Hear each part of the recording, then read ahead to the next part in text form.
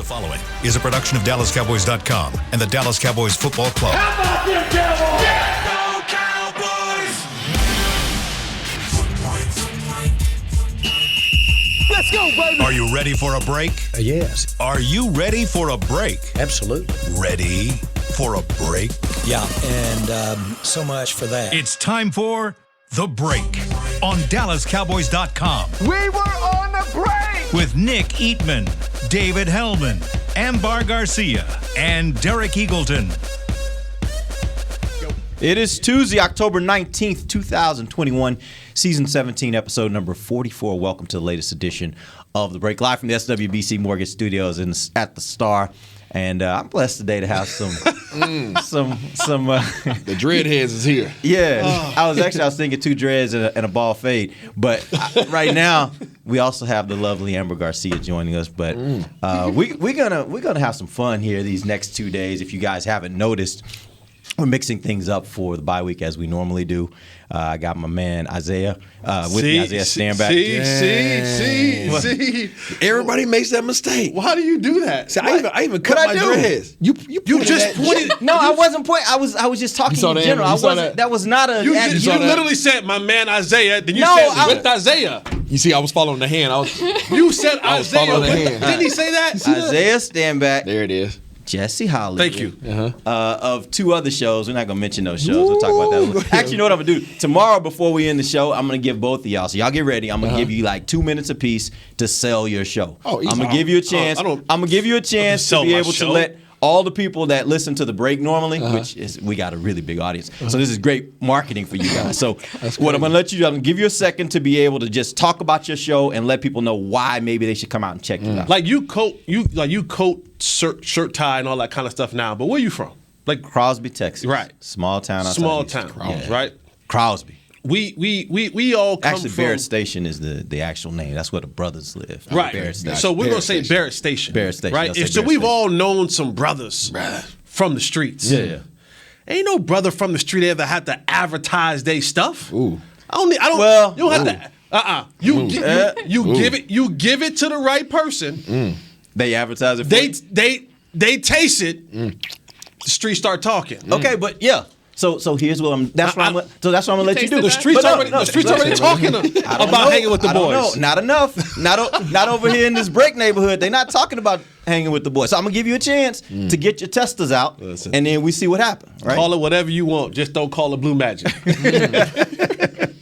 Well, welcome to the show. We got a lot we're going to talk about. What I'm going to do over the next 2 days is we're going to really go big picture. We got a lot of questions I'm going to throw at you guys, just big picture.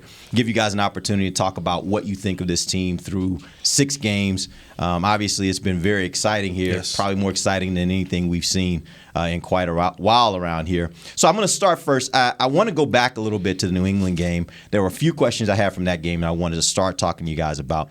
Let's start first with what things do you think Belichick exposed that Dallas will have to see over the next few weeks? Because as we know in the NFL, it is a copycat league.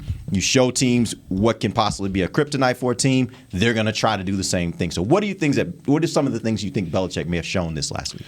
Big boy ball. The ability to simply just, I'm bigger and I'm stronger than you, and I'm coming at you downhill every single play. You saw that with New England's first drive. I mentioned it yesterday on yesterday's show. They went 13 personnel for the entire first drive. They went 13 personnel for the whole first drive. 3 tight ends. I don't care. We're using all 5 linemen, all 3 tight ends, and we're coming downhill. Good luck trying to stop us.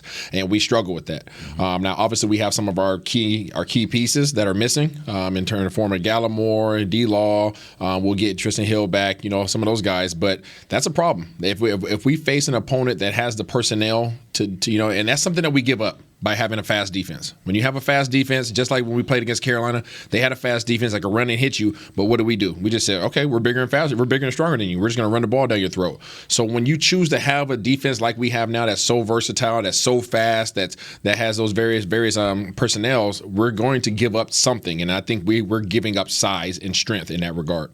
Yeah, I think you hit it right on the head. Is for a long time, the Cowboys have been weak in the middle of their defense, up front. And I said earlier last week coming into that show that this game will be won or lost at the line of scrimmage. That Bill Belichick and company wanted to control that line of scrimmage, being that they will be physical on their side offensively and then defensively being able to create some confusion, some pressure, really attack the middle of our offensive line. And for the Cowboys, they really have to kind of, if they want something to work on to kind of be the quote-unquote complete team, it's trying to find ways, okay, we know that we're fast, we know that we're physical, we know that we have dynamic playmakers on our defense, but how can we shore up that middle? Now, when you talk about the team that we have coming down the stretch, next up being Minnesota, we know what Minnesota will try to do to us. They will try to do what the New England Patriots did to us. And Dalvin Cook has been a thorn in our side, both running the football and catching the football.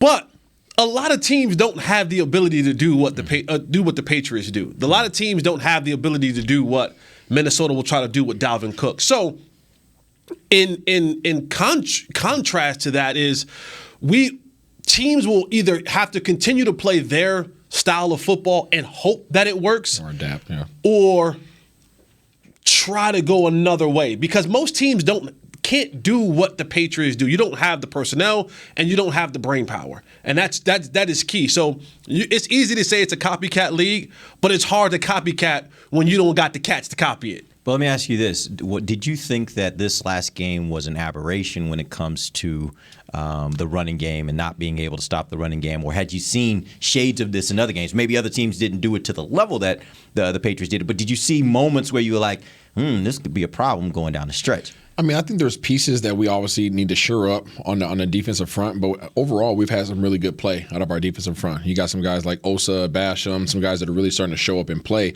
But at the end of the day, it comes down to personnel matchups, and that's why I hate when people say, "Oh, well, this team, you beat this team, but you couldn't beat this team." It's all about matchups. It's all about matchups. Just there might be some big boys across the way that you just can't handle.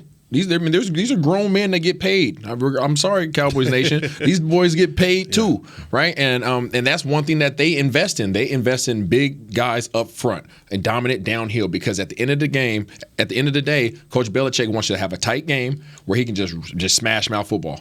That's it. If he could run the ball 80 times a game, he would do it. And the thing that we have going to our advantage to help our defense, and this is why I was all for Mike McCarthy going for it early in the football game. Because I was too, actually. I was so for it. Yeah, I was so for it, one, because I want to set a tone, and two, the thing that the Cowboys can do well that other teams can't do is that we can score at fast. will. Yeah. And when you score early and often, teams now have to play outside of their realm. Mm-hmm. And if we gifted them 14 points, which made us have to kind of play a little bit differently, and they were able to kind of stick to the script of what they wanted to do. But when you come out early and teams already know, they cut the film on, and they like, you got Zeke, you got Tony, you got Schultz, you got Jarwin, you got CD, Ambar. You can't stop all these dudes. So once you go up 14, all that running the football and trying to eat up possessions and eat up clock, that goes out the door. And now you have to play a game that we want you to play, and it has kind of worked in our favor because Trayvon Diggs is just sitting back there saying, all right, you guys may get me for 1 or 2 quarters, and I may give up a couple plays here and there, but you throw another one, I'm going to get it. And so that's the Cowboys have had that advantage all year long, is with those weapons offensively. Teams haven't been able to do what they want to do in the running game, to our defense, because you just got to score with us. Yeah. And Bill Belichick and Josh McDaniels, they came out with a great plan that said, you know what, today you will play our game. And the Cowboys did, for most of the game, have to play that game. And then it just came down to, we got one too many horses. Yeah. And so to Derek's point, do you think that these guys just opened up a wound that was already there? Or do you think that because of the game plans, or because of how we've been ahead again most games, we haven't necessarily had to encounter the running so much? Yeah, a lot of people, you can try. Yeah. People always say what Mike Tyson always says, everybody got a game plan until you get punched in the face. Yeah. You know what I mean? So you can come out and try it if you want to, but when you're down 14 points, for sure. and number 4 and company walking back out on the field again, you start saying, all right, now we got to match them point for point. Yeah. The way I see it is like, there are a lot of things that need to be cleaned up. in the Cowboys play on defense and also on offense. All the penalties we talked about yesterday. But I think that this game and the way that it played out, it actually showcased something very positive that the Cowboys have in our building. And it's to show opponents that this is not the same team that was years ago and even last year, that, when mistakes happen, it just goes downhill and they can't really catch up. No, this is a team that's actually fighting and going out there and building this chemistry of, there's no laziness. Even on the defensive side of the ball, you can see little things that happen that are not good and need improvement, but at the same time, you're seeing a defense that is energized and go out there with fire and is fighting back. So I think that's something that the fact that they won that game the way that they did in overtime against Bill Belichick is actually going to show other teams down the road that this is not a Cowboys team to really mess around or sleep on.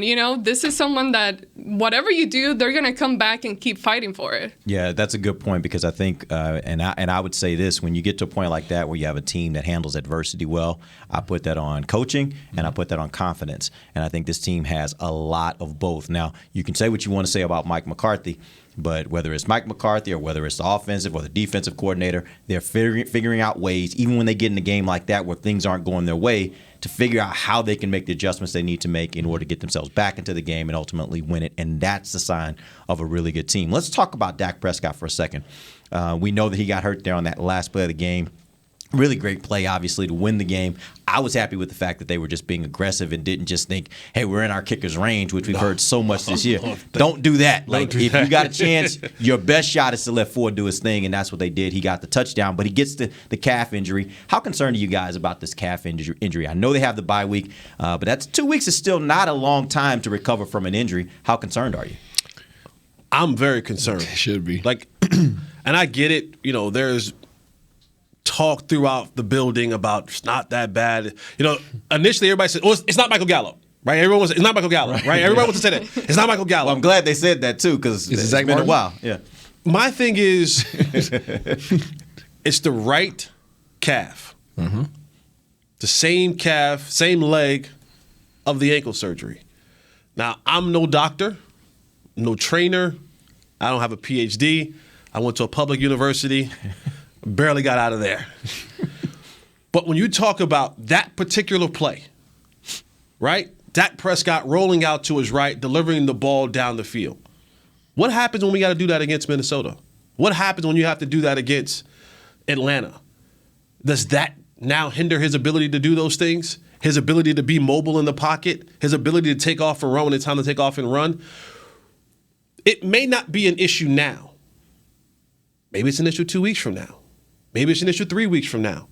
Pushing off on that leg. And Isaiah, I'll let you speak more to this because you have more of history playing at that position.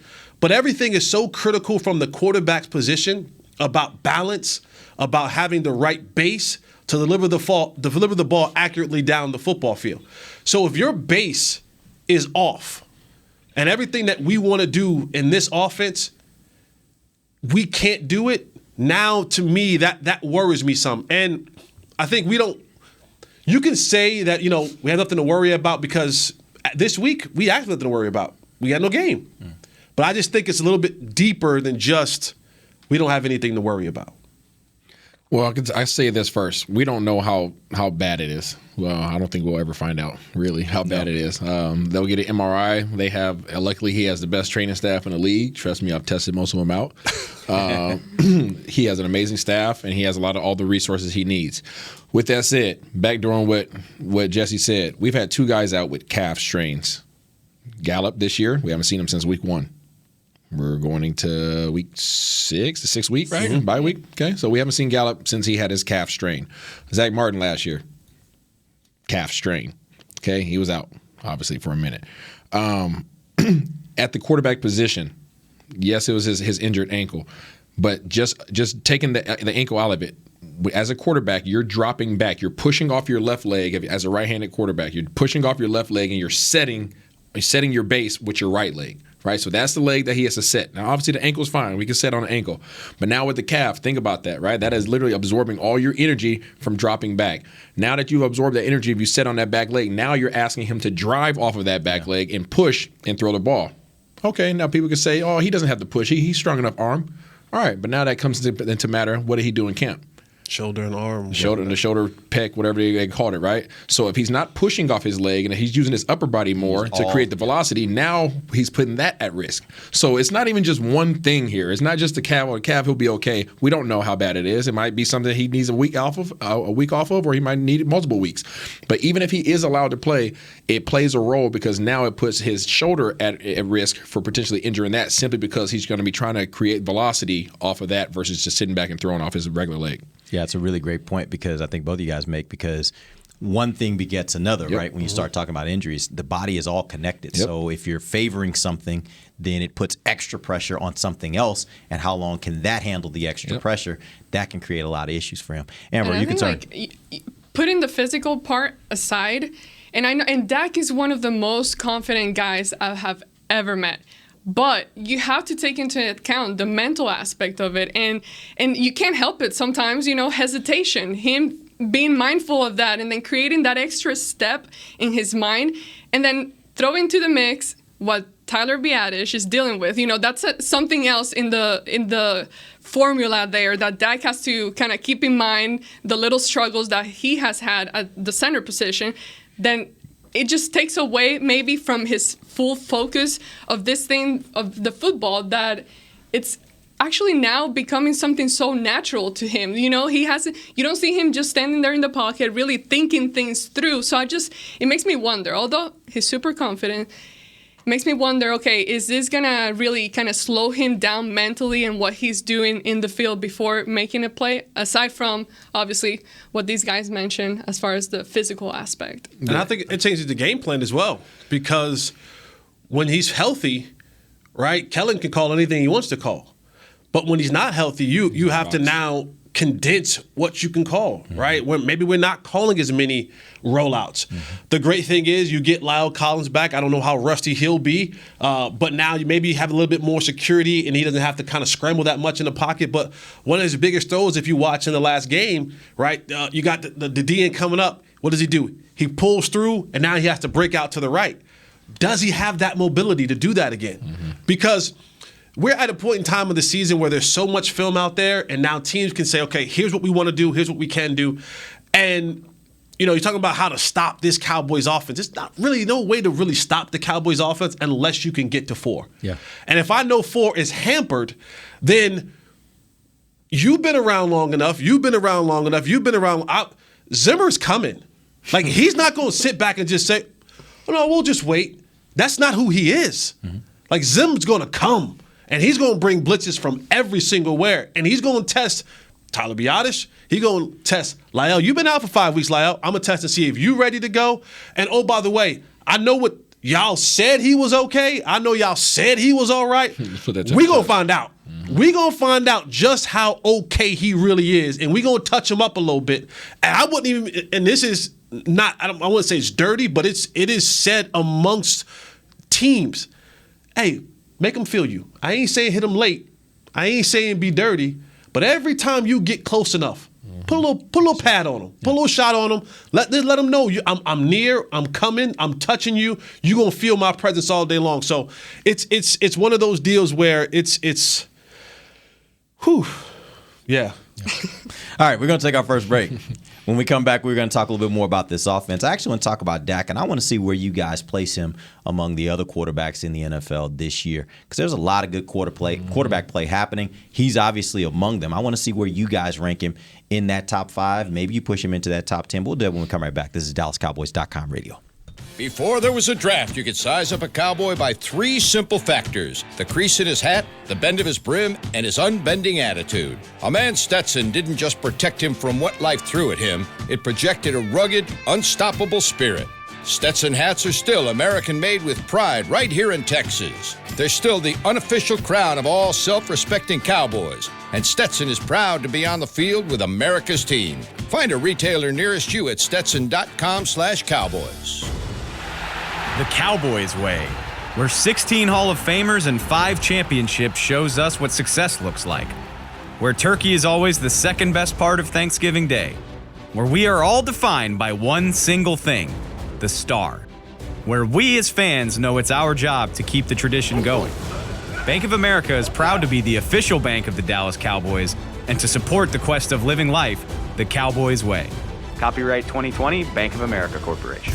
Want to use what the pros use? How about the official men's skincare brand of the Dallas Cowboys, Jack Black? Right now you can get the Jack Black Starter, a curated collection of Cowboys locker room favorites for just $10 with free shipping. The starter includes 4 Jack Black skincare favorites plus a full-sized intense therapy lip balm. Go to getjackblack.com/Cowboys and use the code word TEAMJB. That's getjackblack.com/Cowboys. The Jack Black Starter, $10, free shipping. Honey, big news. Gary, are you okay? Oh, I'm not Gary anymore. I'm Jackie Flash. What? See, I want the latest smartphone, but the best deals are only for new customers. So, to get a new customer deal, I changed my name to Jackie Flash. Okay, but the best smartphone deals at AT&T are for everyone, new and existing customers. That's huge. Then guess who's getting a deal? Is it Jackie Flash? Jackie Flash. It's not complicated. At AT&T, our best smartphone deals are for everyone. Restrictions apply. Visit att.com for details. Back to the break.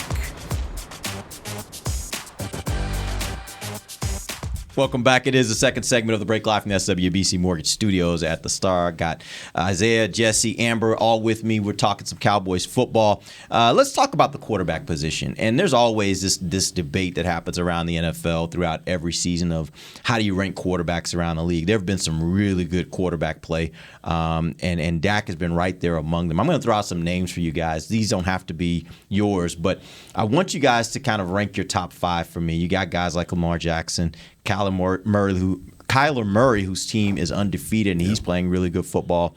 Josh Allen, Tom Brady, Aaron Rodgers. Lots of good quarterbacks. How would you rank your top 5 and where would you put Dak? Start with you, Jesse. Everybody don't go at for me, I'll say this. I got Dak at 3. Okay, so who's 1 and 2? So Dak is 3 for me. I got Kyler playing at 2. Until he's dethroned. TB12. I'm putting Tom at 1. Okay. Tom's at 1 to me, and maybe I'm just, I don't know. He's one of my NFL man crushes, but I got Aaron Rodgers at 4 and Lamar Jackson at 5. That's my 5 right there. I might have to say ditto, man, as I'm going through. Y'all wouldn't give because I actually I was thinking you guys might give Lamar Jackson a little more love. No. I think his ability, he makes plays, but I don't, in terms of everything that a quarterback is in my head, I don't think he's consistent enough in that regard, and he be acting childish. I don't like that. Sorry, but yeah, TB12 is much. I'll be real with you. I'm gonna switch it up a little bit. TB12 is my dog. You know that we both played with. Mm-hmm. Right now, Kyler Murray is number 1. Yeah.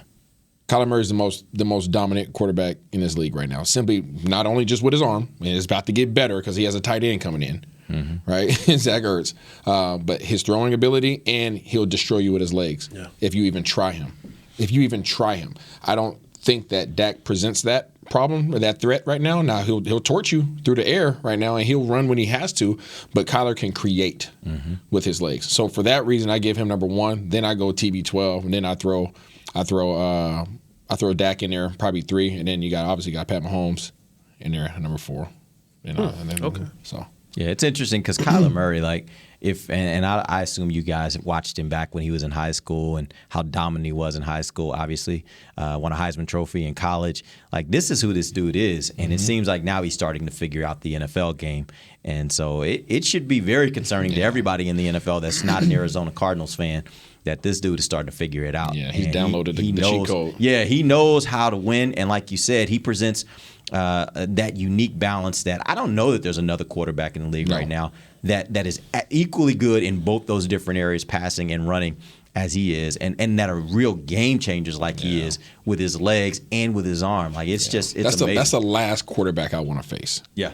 If I was just a defensive coordinator coming into with the 33rd team ever in the NFL history, that's the last dude I want to face. You can't game plan him. What do you do to stop him? You draft Micah Parsons. You need a couple of those. Good luck. I mean, that's why you're gonna get your chance. I'm circling that. I've been circling that game. You know, You will get your chance. I am circling that game because that's going to be a heck of a matchup. All right, so let's go back to the beginning of the season. Let's go through these first 6 weeks, and I'm going to start with you, Amber. Tell me, what do you think was the most impressive performance that the Cowboys have had? And let's remind you guys, they lost to Tampa Bay 31-29 to start the season. Then they go to Los Angeles, beat the Chargers 20-17. Dallas then beats Philadelphia, destroys Philadelphia 41-21. Then they beat Carolina at home 36-28. Then destroy the Giants 44-20. And then last 2 days ago, the game against the Patriots, they win 35-29. Which game was most impressive to you? Well, week 1 was pretty impressive, I think, because of the opponent, obviously, and the way that they played. They were right up there battling back and forth. But I'm going to have to stick with this past weekend, them beating the Patriots, just because of how dirty the game was. You know, the mistakes that were made. Not just that. You got to add everything that happened with the refs and all the flags and everything that was kind of pushing against the Cowboys to not let it go their way. And the way they were able to fight back is just, to me, that was pretty impressive. That's something I've been wanting to see. So it was just, honestly, the most exciting game. And not the most enjoyable at times, but definitely I think the one that showed the most for them. I would say last game. I would say the Patriots game, simply because it had everything, all the forms of adversity that you really have to overcome. You had to overcome the environment. You had to overcome the greatest coach of all time. You had to overcome being down. You had to overcome injuries. Right, you had to overcome turnovers. So everything that you had to overcome. Oh, and by the way, you weren't at full capacity because you have guys out still. So we're still not at 100%. So I feel like last week's game was probably the most impressive win to date, simply because our playmakers had to stand up. Not only did we had to game plan our way back into the game and stay in the game, we tried to cancel ourselves out with penalties, which were terrible penalties. They had to shore up. Guys stepped up and made plays. Your playmakers made plays. The guys that you pay out the wazoo to make sure that they do that. But then guess what? The guys behind them did it too. So everybody wanted in on that victory. So I think that was the most impressive. Yeah, it's going to be a clean sweep because I say the same thing. It was it's one of those games when you go back at the end of the year and you're kind of like just looking at how your season went. That was a defining moment for this football team. You go to a place where historically you just haven't been able to win up there. You haven't been able to win in Foxborough against that coach and that team, and you know what it's all. You knew it was going to be a tough game, and you found ways. The biggest thing for this team that we have not seen in such a long time, and Amber, you hit on it, was the ability to adapt and adjust. We talk about it all the time and we hear about it all the time, but we haven't seen it a lot with this football team in the years past. But you saw the adjustments. You saw the team continue the fight. You saw them overcome adversity. And for many times before, a team that we've seen would go into a game like this and fold like cheap lawn chairs and would have been like, oh, we're going to just take this L and go and head home. But they kept fighting. Ty Nsekhe came in and held his own for a little bit. Ced Wilson with the probably outside of maybe CD's catch. Amazing. And probably had one of the best catches and might be the most important catch of the game on a 4th down. And for your quarterback to go on a 4th down and say, you know what? Yeah, I get it. He's the number 4 wide receiver. I'm throwing it to him. And hell of a throw and even hell of a catch because that ball had to be perfect. Yeah. Right? You're not going to CD who had a great game. You're not going And by the way, it wasn't perfect. Like, Ced had to go up and get that one. That wasn't a perfect throw. Like, Ced made it. A perfect throw saying because there was a DB that was sitting right there. True. Like, you know what I mean? It was perfect in the sense of getting it right over the height and Ced went up there and got it. So this game had a little bit of everything in it, man. And to walk out of there victorious is one that can carry the momentum for this team for weeks upon weeks upon weeks, because you can look back and say, hey, man, listen, we were down, we were out, the refs, away, The crowd was against us. Everything was against us, but we battled through, we fought through, and we came out with a victory. And those type of things you look at and you say, this is how you win championships. This is how you put yourself in a position to win championships. Yeah, the fact of the matter, if you watch the NFL, you know any team that's going to go deep in the playoffs has these kinds of games, and they win these kinds of games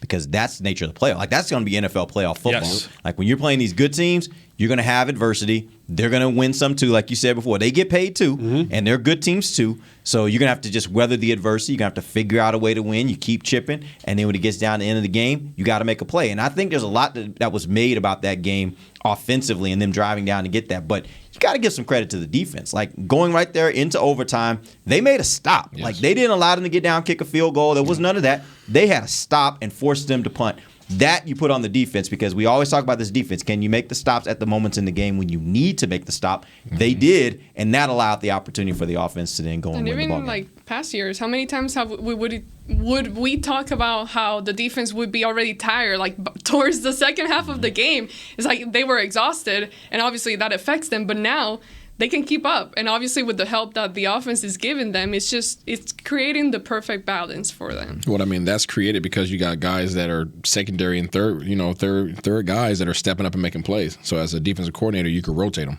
You can rotate guys. So guys aren't having to be out there as long. They're not getting all those reps on them anymore. But to that point, we had guys that were some, Woody said it yesterday. We had some dogs. Randy Gregory, they should have had a holding call, and they didn't call it. So what did he do? Did he complain about it? No, he got pissed off and said, forget it. All right, I'll make the play. Right. All right, since y'all ain't going to call it, I'm going to run through this dude's face, right? And then you got Diggs coming up there and snatching that thing up. You got, I mentioned yesterday, Gifford. I don't know how he got through there. Yeah. But Gifford was like, hey, don't forget about me. Yeah. I'm about to make a play. So you got everybody coming off, everybody's coming to the playground trying to make plays. But that's what winning does. Yeah. Like when your team is winning, you want in. Yep. However you can get in. Yep. Coach, special teams, all right, come on, I'm in. Because you want your name to be a part of something. You don't want to just, when you're losing, you just like, man, my check will be here on Tuesday. You know what I'm saying? Like, whatever. But when you're winning and everybody's enthusiastic and you're looking around, you're saying, how can I be a part of this? Yep. How can I get a chance to get my name in the billing? And so this is I said this word wrong 2 weeks ago. This is a rejuvenated team because guys want to be a part of winning. That's why everybody wants to come on hanging with the boys. You just want to be a part. No? As you slide over to the break. Yeah, everybody wants to. Right. All right, we're going to take our final break. When we come back, we got more questions for these guys. I want to talk about a couple of the offensive players. We'll talk about defense tomorrow, but I want to talk about a couple of the offensive players who've been out and their return and what this means in their return. We'll talk about that when we come right back. This is DallasCowboys.com radio. Hi, I'm Clint Tillison with United Ag and Turf. Before you can park yourself in front of the game, park yourself in a John Deere and power through your chores. Our Land Run package is a 1025R, 25 horsepower tractor with a loader, rotary cutter, and a box blade for $229 a month. And the price you see is the price you'll pay, no surprises. So don't miss another kickoff. Visit UnitedAgAndTurf.com. Offer ends February 1st, 2021. Restrictions apply. See dealer for details. Now let's get to work.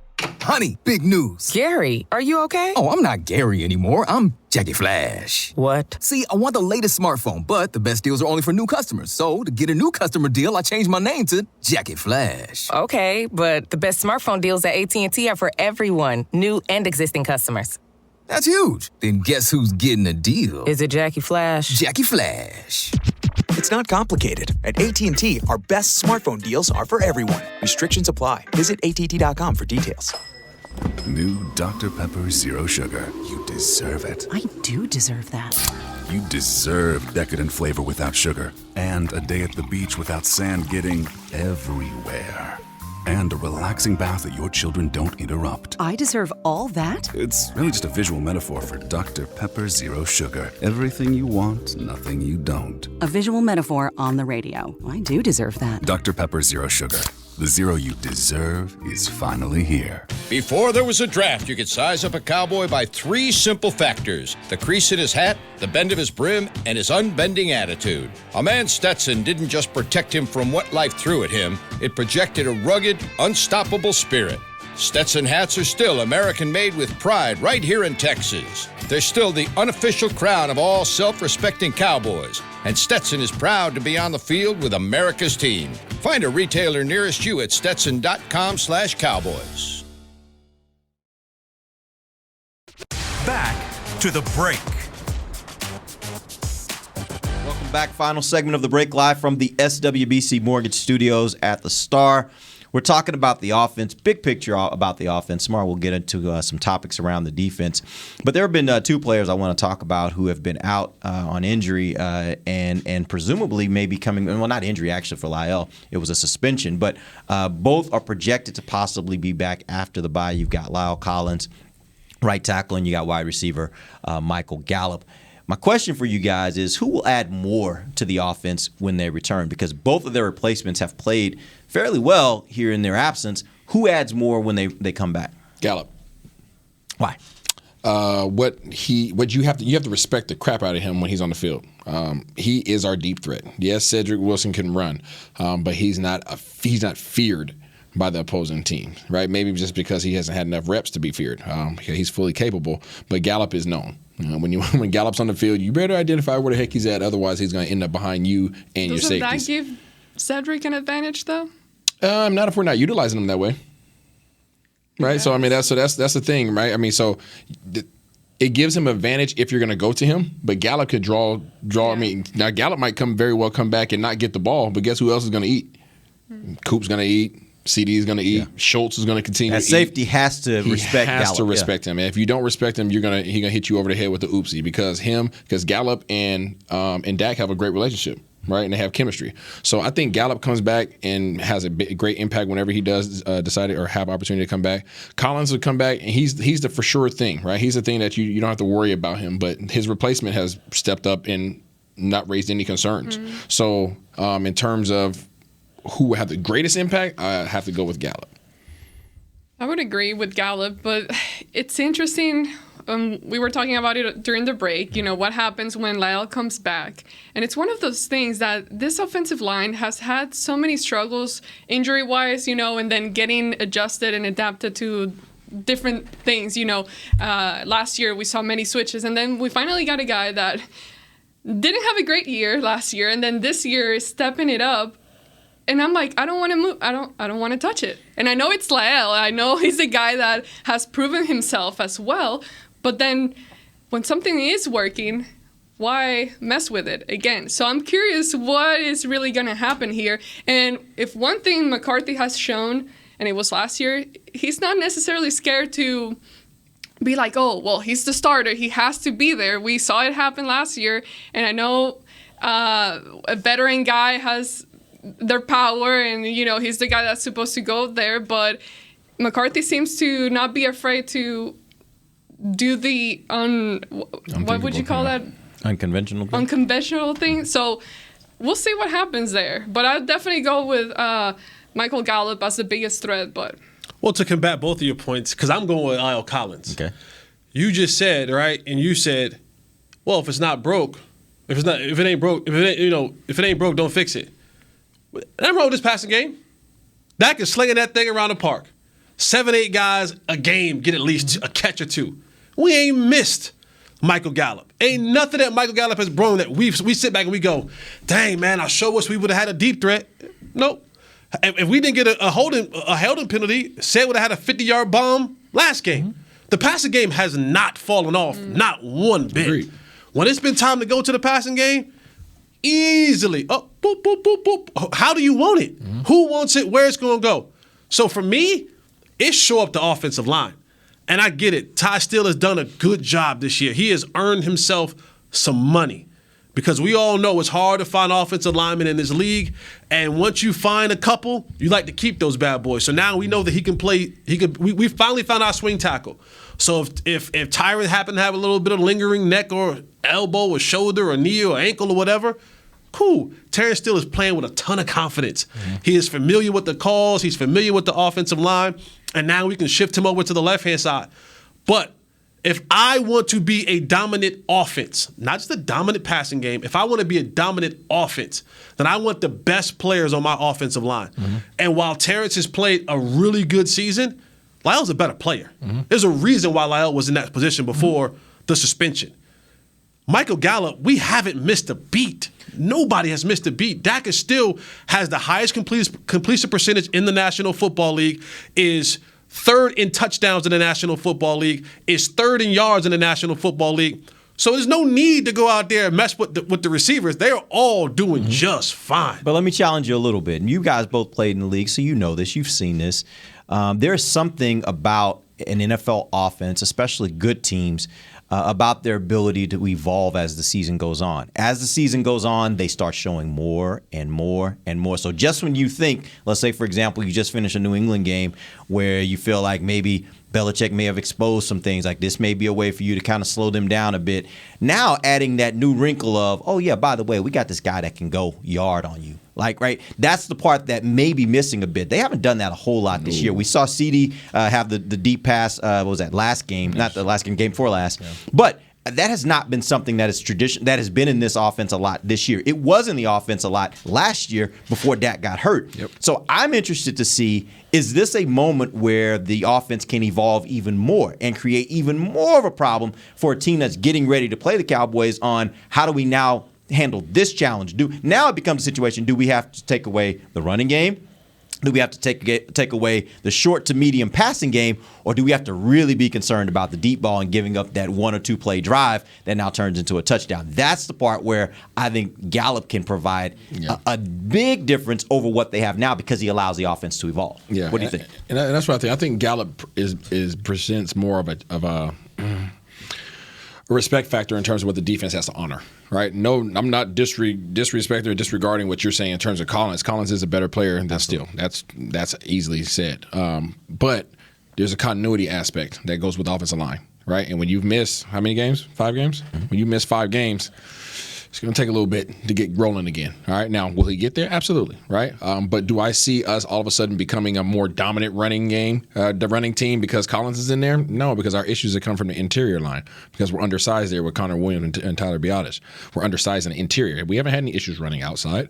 I think that Gallup gives us the ability to score more and to be threatened more and do more offensively. Now, huge testament, everything that you just said in terms of Kellen Moore, his ability to make things happen even in the absence of Gallup. That's a great offensive coordinator.